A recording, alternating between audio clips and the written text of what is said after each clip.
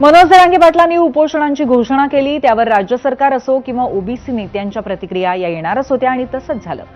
दिल्लीतून राज्याचे उपमुख्यमंत्री एकनाथ शिंदे असोत किंवा भाजपचे विविध नेते असोत यांच्या प्रतिक्रिया आपण पाहिल्या, परंतु आता आपण गेस्ट सेंटरला जाऊयात। आपल्या सोबत खुद्द मनोज जरांगे पाटील आहेत, आपण त्यांच्याशी चर्चा करणार आहोत। मनोज जरांगे पाटील जी, आपलं स्वागत आहे एबीपी माझाच्या 0 आवरमध्ये। आणि पहिला प्रश्न असा आहे की आज तुम्ही पुन्हा एकदा एल्गार केलंय, पण तुमच्या मागण्या मान्य झाल्या म्हणून मुंबईतलं आंदोलन संपवलं, त्याला 10 महिने तरी झालेले आहेत। तर नेमक्या मागण्या काय आहेत महाराष्ट्रासाठी तुम्ही पुन्हा एकदा सांगाल का? कारण त्या मान्य झाल्या होत्या असं महाराष्ट्राला वाटत होतं। आपण सरकारला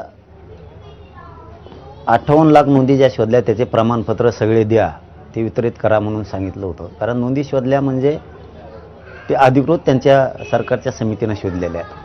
आपण हैदराबादचा JR काढला सरकारचं, त्यावेळेसच आपण श्रेय मुख्यमंत्री विखे पाटील आणि फडणवीस साहेबांना दिलं होतं की तुम्ही काढलाय, परंतु ते JR काढल्याच्या नंतर हैदराबादचा त्यांनी ते सगळे कुणबी प्रमाणपत्र रोखून धरले।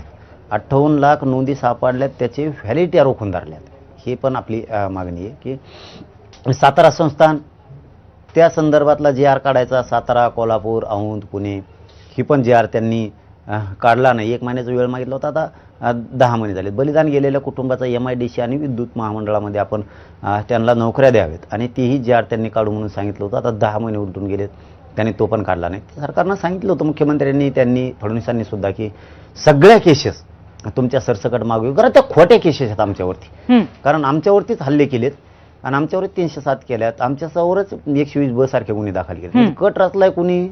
पोलिसांनी, सरकारने। गुन्हे त्यांच्यावर करायचे तर आमच्यावर केलेत। म्हणजे ह्या ज्या मागण्या होत्या तर त्यांनी त्या जाणून बुजून टाळल्या, त्याच मागण्या आहेत। आणि आपण सारथीच्या, महामंडळाच्या ज्या योजना आहेत त्या बंद केल्या, त्या पुन्हा सुरू करा हेही सांगितलंय। मराठा आणि कुणबी हे मंत्रालय स्थापन करा हे पण, कारण मराठा समाजाच्या म्हणजे मागण्यासाठी पुढं काही ताण राहणार नाही म्हणून सेपरेट मंत्रालय असणं खूप गरजेचं आहे।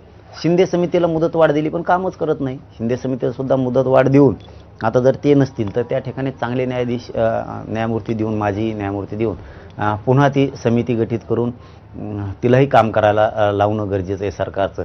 असं एकूण आपण त्यांच्याकडे सगळ्या मागण्यात दिलेल्या आहेत, पण त्याच्यावरती त्यांनी अंमलबजावणीच केली नाही। मी तरी काय करणार? आंदोलन नको करू तर काय करू? पण मनोज जरांगे पाटील जी, तुम्हाला एक महत्त्वाचा मुद्दा या